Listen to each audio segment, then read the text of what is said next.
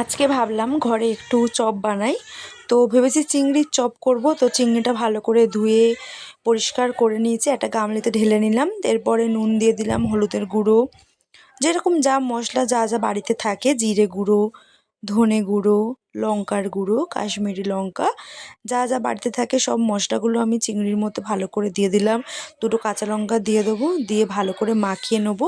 ও হ্যাঁ, এরপরে আদা রসুন বাটা দিলাম একটু টেস্ট হওয়ার জন্য, যাতে চিংড়ির আঁশটে গন্ধটা কেটে যায়। তো এটাকে ভালো করে একটু পানি দিয়ে জাল দিয়ে নেবো। দেখতে পাচ্ছ আমি জাল দিয়ে পুরো পানিটাকে শুকনো করে লাবিয়ে নিয়েছি। এরপরে পেঁয়াজ দেবো, আর এতে চপার মেশিনে টমেটো, কাঁচা লঙ্কা, ধনেপাতা আমি কুচি কুচি করে কেটে রেখেছি ওইটা দেবো। আর এই চিংড়িটাও ভালো করে খোলা ছাড়িয়ে ওর মধ্যে দিয়ে দেবো। দিয়ে দেখো ভালো করে আমি মাখিয়ে নিয়েছি, ছোট ছোট চিংড়ি পিস করে নিয়েছি।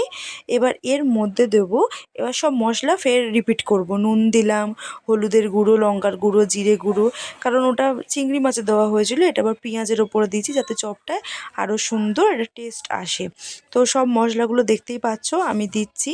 এটা হচ্ছে রোজার মধ্যে ভিডিও, আমি ঈদের জন্য টাইম পাইনি ভিডিও এডিট করে ছাড়ার, তা ওই জন্য এখন ছাড়ছি। এরপরে দেখো বাটি করে বেসন নিয়েছি, বেসনটাকে ভালো করে আমি মাখিয়ে নিচ্ছি।